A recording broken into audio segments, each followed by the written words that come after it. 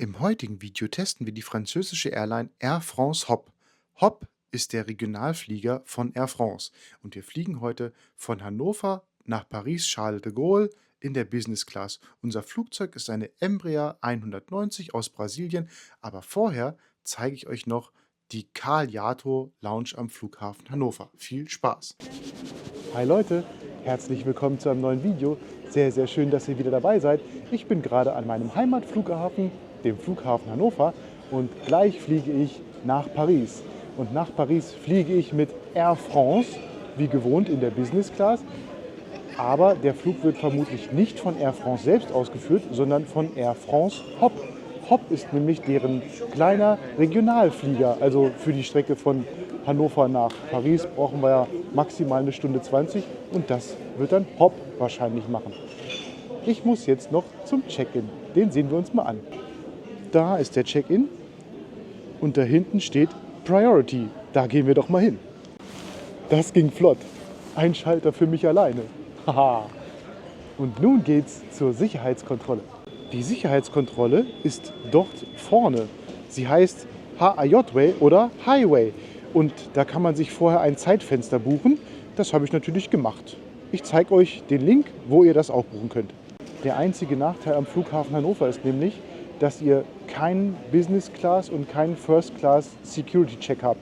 Das heißt, ihr müsst auch mit Business Class oder First Class Ticket euch entweder in die Schlange stellen oder ein Zeitfenster mit HAJ-Way bzw. Highway buchen. Bitte merken, da oben ist mein Flug AF 1839 nach Paris Charles de Gaulle. Und jetzt gehen wir zur Sicherheitskontrolle. Ticket drauflegen. Oh, ich bin zu früh dran. Oh, 3 Minuten zu früh. Die Sicherheitskontrolle ging sehr fix. Lieber immer Laptop auspacken, geht schneller. Auf zur Lounge. Aber erstmal müssen wir noch durch den Duty-Free-Shop laufen. Der ist überschaubar. Bisher habe ich noch kein Geld für meinen Flug. Bin ich mal gespannt, von wo aus der startet. Es ist ja richtig was los hier. Überall stehen Leute. Aber wir wollen ja in Ruhe in der Lounge warten. Wir nutzen gleich eine Lounge, die lediglich von Air France, KLM und SAS benutzt wird. Die heißt Carl Jato Lounge. Und kleiner Funfact, die Lounge ist nach Herrn Carl Jato aus Hannover benannt. Der ist nämlich ein Pionier der motorisierten Luftfahrt. Und da ist sie, die Carl Jato Lounge. Ist ja sogar ein bisschen was los. Gehen wir auf Entdeckungstour. Hier, ein roter Teppich. Was gibt's hier Schönes? Falafel, Frikadellen. Aha. Nichts, nichts, nichts. Getränke? Oh, Herrenhäuser Bier. Das gönne ich mir gleich. Das ist ja Heimatbier. Dann gibt es noch das. Bisschen Hartsprit. Ein Wasserspender. Tassen, Kaffee. Und noch ein bisschen Salat. Auch so ein Brot könnte ich mir ja machen, wenn ich denn das Brot finde. Ach ja, so eine Scheibe Brot geht. Und hier ist gleich das WLAN-Passwort. Also der Ausblick ist echt super. Wir sehen das Rollfeld, aber da es ja schon draußen dunkel ist, spiegelt leider alles. Okay, ihr seht das Rollfeld. Und eine Gangway. Sowas habe ich bisher noch nicht erlebt. Plastikbesteck, abgepacktes Brot und abgepackte Leberwurst. Ein Herrenhäuser Heimatbier, weil ich bin ja aus Hannover. Prosit auf ein angenehmes Warten. Ich habe noch ein paar sehr wichtige Informationen für euch. Diese Lounge hat keine eigene Toilette. Das heißt, ihr müsst in den regulären Wartebereich gehen und dort die Toilette nutzen. Und sie hat auch keinerlei Anzeigetafeln. Also ihr kriegt keine Informationen, wann euer Flug nun fürs Boarding bereit ist. Ich habe gerade auf dem Handy gesehen, dass mein Flug angeblich um 18:05 Uhr zum Boarding bereit ist. Bin ich mal gespannt, ob das klappt. Immerhin habe ich jetzt Gate 1. Ich zeige euch mal, wie ich hier in der Lounge Informationen beschaffe. Also ich habe die Air France App und wir sehen, mein Flug soll um 18:35 Uhr starten. Und angeblich ist das Boarding um 18:05 Uhr. Speisen an Bord ein Gericht. Ich weiß aber leider nicht welches. Da kam eine Benachrichtigung um 17:11 Uhr, also vor einer Viertelstunde, dass ich bitte zu Gate A1 möchte. Und die Boardingzeit steht auf meiner Bordkarte. Da steht 18:05 Uhr. Und da hinten seht ihr nochmal das Schild der Lounge. Karl Jato Lounge mit einem Mitarbeiter. Ich habe mir jetzt mal den Flughafen von Paris herausgesucht, den Charles de Gaulle, also CDG. Und der hat gerade gigantisch Verspätungen. Bei den Ankünften sogar 54 Minuten und bei den Abflügen über 70 Minuten. Das ist aber heftig. Flightradar kann meinen Flug noch nicht zuordnen, aber angeblich starten wir erst um 19 Uhr. Es bleibt spannend. Mein Flug soll 25 Minuten Verspätung haben, aber es gibt leider keine Auskunft, wann das Boarding beginnt. Ich habe jetzt 10 Minuten gewartet, also jetzt sollten noch 15 Minuten Verspätung sein. Und jetzt gehe ich einfach mal zum Gate und schaue, was da los ist. Ich muss jetzt den ganzen Weg wieder zurücklaufen. Und hier, kurz vor dem Duty-Free-Shop, ist die Herrentoilette. Die Damentoilette ist in der Nähe der Lounge. Da ist wieder der Duty-Free-Shop. Gate 1 ist am Ende des Ganges. Da sehen wir es, Gate 1 ist nah. Ach, hier ist meine Anzeigetafel. Geplant war 18:35 Uhr, jetzt ist er auf 19 Uhr. Das hat sich bisher nicht verändert. Und wir sehen, Boarding ist noch nicht freigegeben. Hier kommen wir zu Gate 1A und 1. Flug gefunden. Ach, wie cool. Als Business-Class-Gast kann ich als allererstes einsteigen. Aber ich denke mal, vorher werden noch Leute mit eingeschränkter Mobilität boarden. Na, endlich geht's hinein.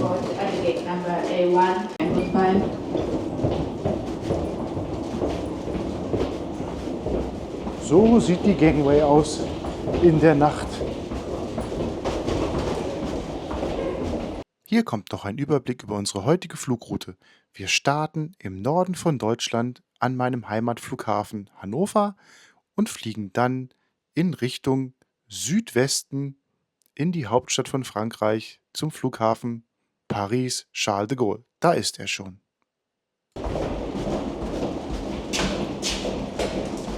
Da ist schon unsere Embraer. Bonsoir, Madame.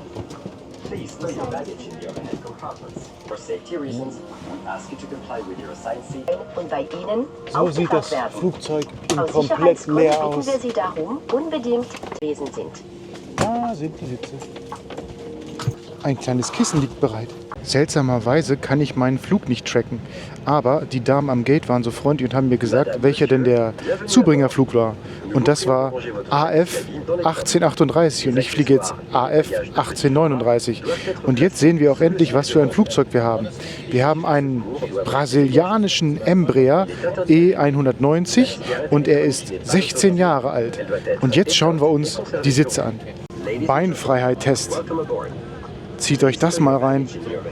Das ist ein Kurzstreckenflugzeug und ich kann mich komplett lang machen. Absolut Hammer. Oh, der ist bequem. Top-Sitz, 16 Jahre alt, aber absolut top. Es ist Air France Hop. Noch vor dem Start geht die erste Lieferung los. Wir haben das gute Tonon-Wasser und ein Erfrischungstuch. Es desinfiziert sogar. Kann ich vorm Essen nutzen zum Händewaschen. Und so sehen die Sitze nochmal von der Seite aus. Wir haben eine 2+2 Konfiguration. Jetzt machen wir den Sitzbreite-Test. Zieht euch das rein. Ich rage nicht zu meinem Nachbarn rüber und der Nebensitz ist frei. Yay! Ich bin natürlich ganz besonders gespannt auf das Abendessen. Boarding ist fertig. Gleich kann es losgehen. Wir machen uns nun auf zur Startposition. Also ich wurde jetzt gefühlt 10 Minuten mit Sicherheitsanweisungen beschallt. In 3 Sprachen. Französisch, Englisch, Deutsch. Gefühlt in Endlosschleifen. Na, könnte ruhig noch ein bisschen dunkler hier in der Kabine sein. Ich möchte ja den Start filmen. Jetzt habe ich eine gute Kameraposition gefunden. Wir müssen noch einmal wenden, weil wir vermutlich heute nach Süden starten. Die letzte Kurve vor dem Start.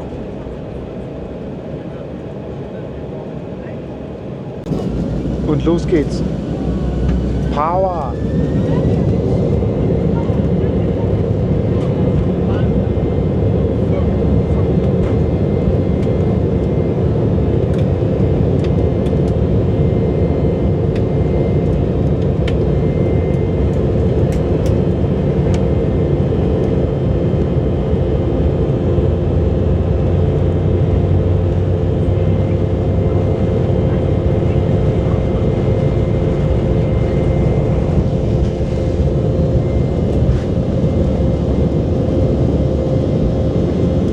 Oh, das ging ja schnell.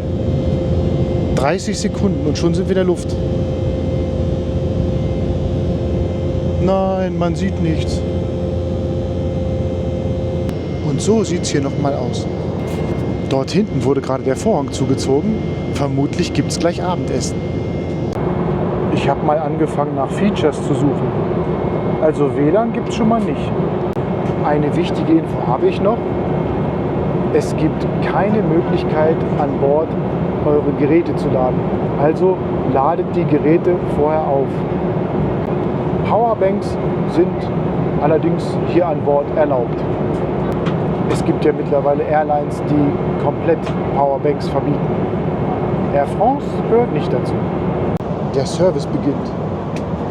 Es gibt Lachs, ich schätze mal mit Nudeln, und ein bisschen Käse und ein Stück Kuchen. Vorher aber Hände waschen. Hände gewaschen. Es ist der gute Palmer Champagner. Und nun anstoßen. Palmer Champagner. Prosit. Ah, ist lecker. Also das Menü muss von François Adamski entwickelt worden sein. Schmeckt sehr, sehr gut. Anscheinend fliegen wir recht niedrig. Man kann den Boden sehen und die schönen Lichter. Also ich muss noch mal über den Lachs staunen. Der schmeckt so toll. Ich genieße das Essen sehr und ich freue mich schon riesig auf den Nachtisch. Also Käse können die Franzosen. Top. In Frankreich heißt Käse Fromage. Der Nachtisch muss eine Art Nusscreme-Törtchen sein. Schmeckt unglaublich gut. Sehr süß, aber absolut Hammer. Also die Portion des Essens war für mich genau richtig. Ich bin sehr satt, weil abends esse ich generell nicht so viel. Hat genau gepasst. Was mir an diesem Flug sehr fehlt, ist eine Landkarte. Ich gucke doch immer gerne, worüber wir fliegen. Schade, dass die fehlt. Und schon geht's wieder runter. In 15 Minuten sollen wir landen. Vielleicht habe ich ja Glück und ich kann die Landung gut filmen, weil der riesige Flughafen Paris muss ja nun erleuchtet sein. Mittlerweile kann man wieder den Boden sehen.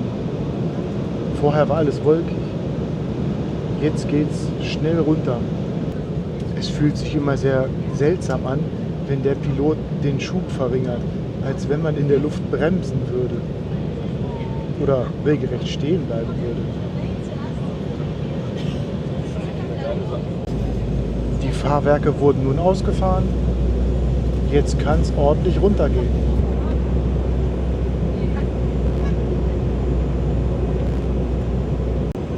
Und runter geht's.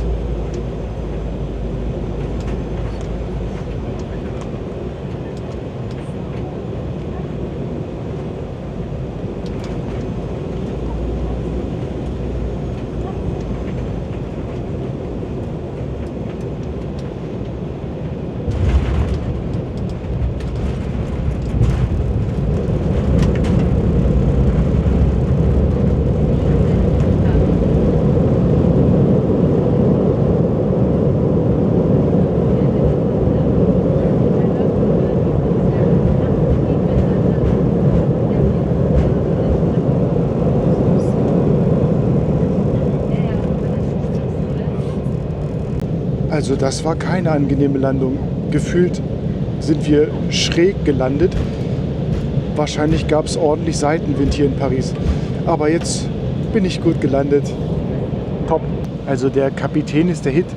Wir sind mit nur 10 Minuten Verspätung gerade gelandet und währenddessen hat er immer Turbulenzenwarnung rausgegeben und halt das Anschnallsymbol angeschaltet.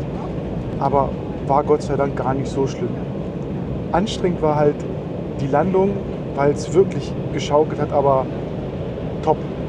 Jetzt bin ich gespannt, wo wir denn ankommen am Terminal, weil das letzte Mal, als ich in Paris war, musste man zu Fuß ins Terminal gehen, ohne Gangway. Hier sind aber viele Lichter.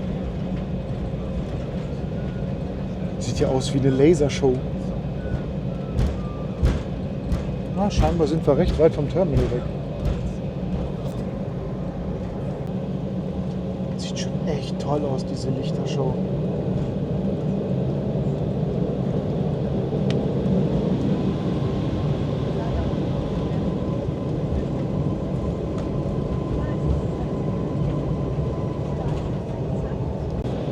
Wir erreichen unsere Parkposition und hier gibt es tatsächlich keine Gangway. Also schauen wir uns das Flugzeug gleich nochmal von außen an. Oh. Ist aber kalt hier und windig. Ganz schön windig. Wow. Mach's gut, kleiner Embraer 190. Mann, ist das ein Sturm. Ich muss ja richtig schreien. Und jetzt gehen wir ins Terminal. Wow.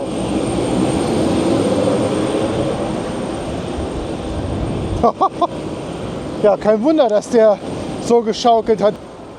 Jetzt muss ich meinen Koffer finden. Oh, ist doch ein bisschen länger hier.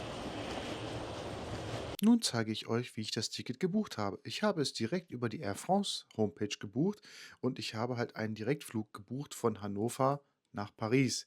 Und der ist mit 374 € echt teuer, aber ist halt die einzige Direktverbindung. Ansonsten muss man über Amsterdam fliegen.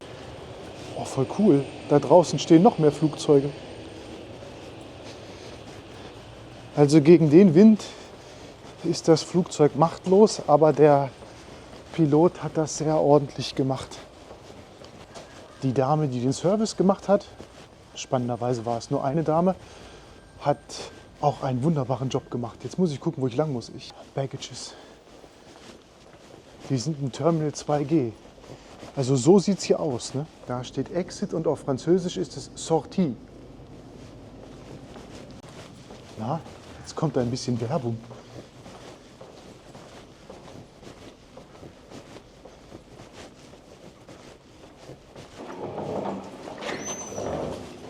Oh, spannend. Ich bin noch richtig. Ich habe schon eine ganz schön lange Strecke hinter mir. Aber hier sieht es so aus, als wenn hier Koffer ankommen würden. Hannover. Da steht's. Eigentlich müsste da noch stehen Hanovre, weil Hannover heißt auf Französisch Hanovre. Da ist es, Hanovre. Ich bin richtig, wunderbar. Um 20:56 Uhr soll erst das Gepäck kommen. Das ist in 20 Minuten, was soll das denn?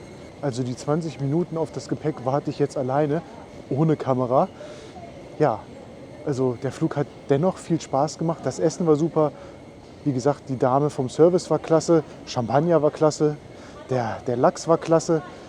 Und ja, mir hat es Spaß gemacht, auch wenn es ein bisschen wackelig war, wegen des starken Sturmes. Und ja, falls ihr Bock habt, mich zu unterstützen, werdet doch Business Class Mitglied auf meinem Kanal. Dann seht ihr dieses Video schon 2 Wochen ungefähr, nachdem ich es aufgenommen habe. Also vielen Dank fürs Zuschauen und bis zum nächsten Mal.